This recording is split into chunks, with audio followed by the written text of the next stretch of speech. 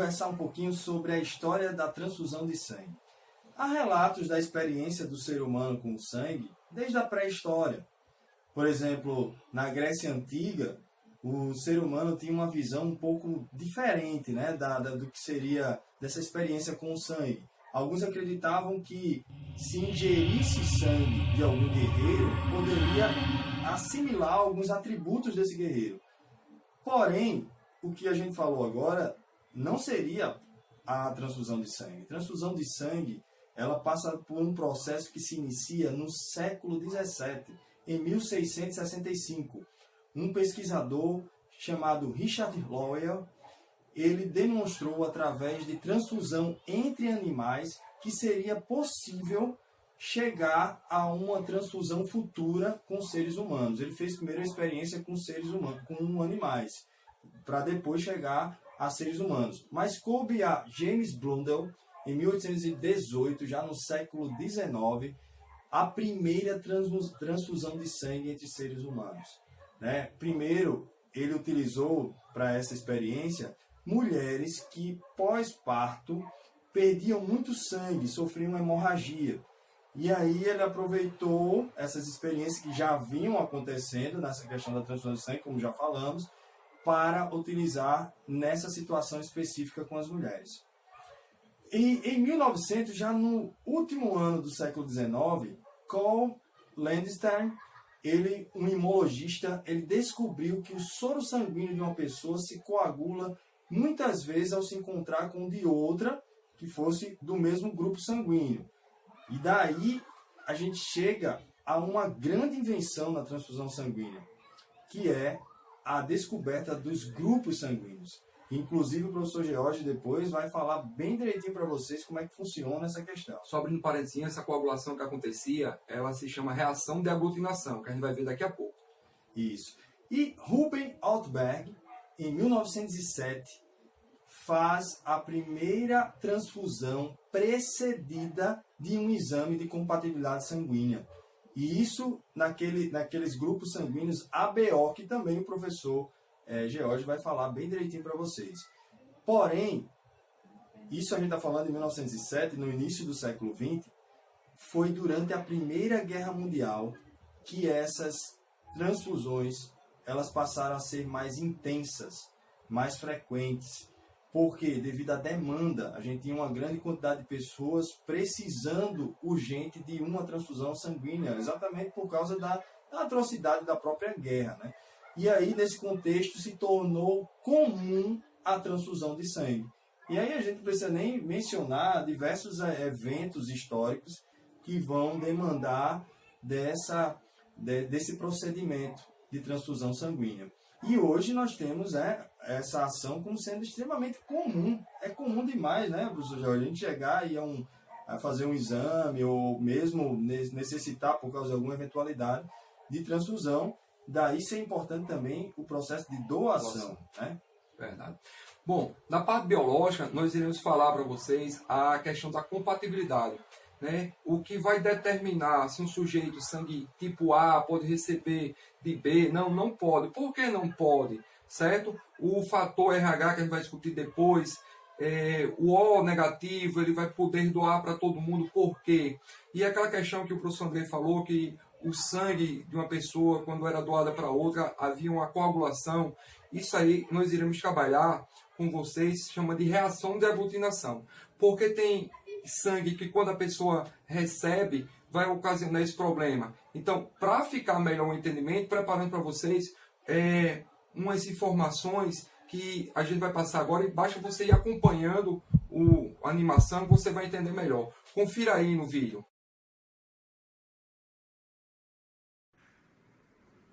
Olha aí, pessoal, acompanhando aí o esquema, nós podemos perceber o seguinte: algumas pessoas, quando recebem sangue de outras, elas podem produzir uma reação de aglutinação ou não ter essa reação de aglutinação.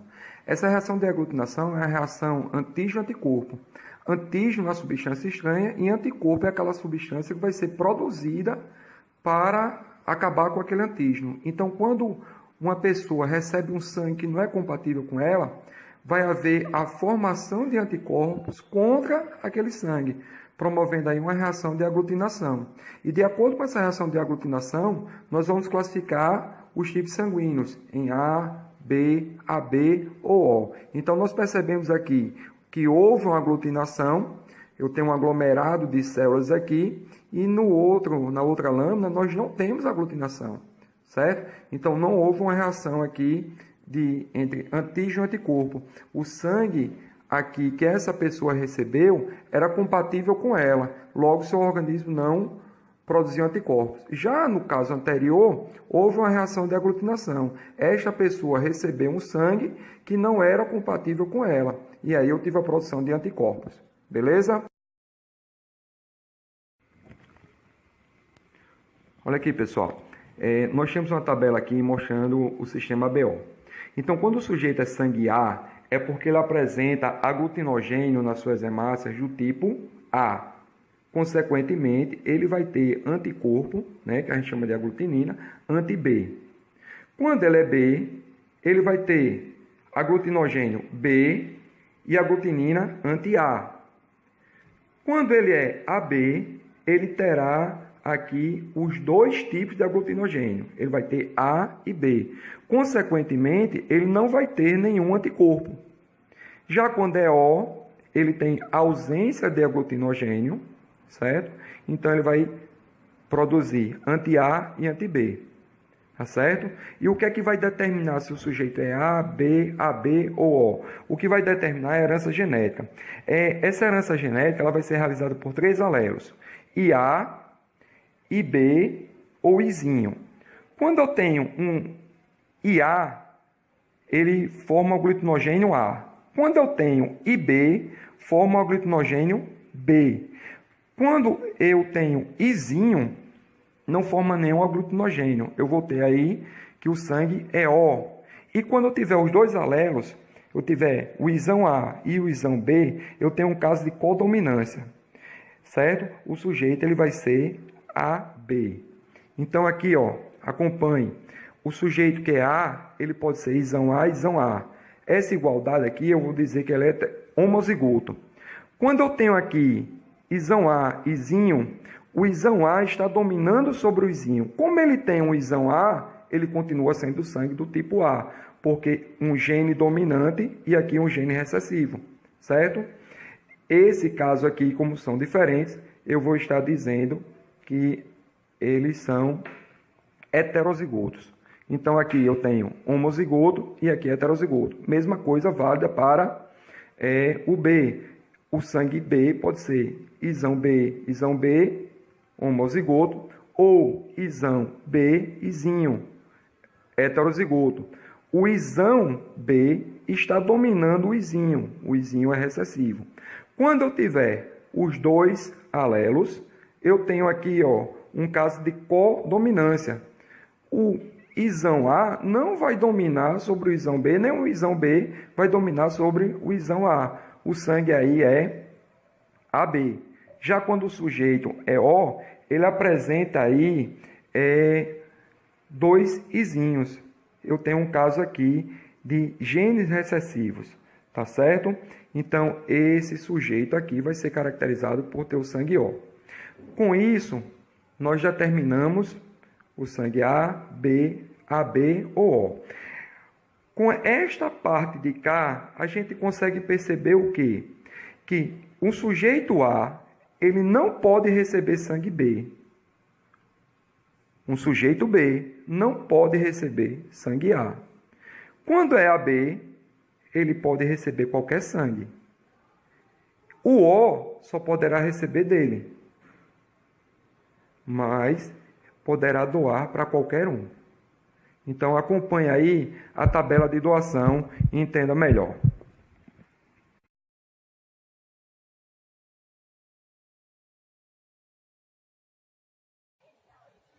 Bom, pessoal, espero aí que as informações tenham ficado claras, vocês tenham entendido bem direitinho o sistema ABO.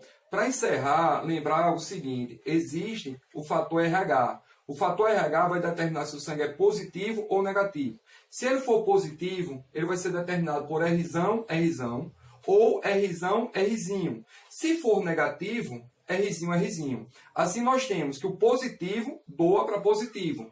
O negativo pode doar para negativo ou para positivo. Assim, o doador universal é O negativo. E o receptor universal vai ser o AB positivo, ok? Pessoal, muito importante também, para fechar essa parte também histórica, é perceber que a transfusão de sangue contribuiu demais para a evolução do ser humano. Porque até um tempo atrás, se a gente viu pré-história, os acontecimentos anteriores mesmo, no século XVI, XV, pessoas morriam porque muitas vezes por procedimentos simples perdiam muito sangue e acabavam morrendo. Com a transfusão a gente tem uma redução disso, ou seja, prorrogando mais a vida das pessoas. Beleza? Espero que vocês tenham curtido aí o vídeo. Não se esqueçam, né, de se inscrever no canal e curtir aí. Valeu, pessoal. Até o próximo, hein? Tchau, galera.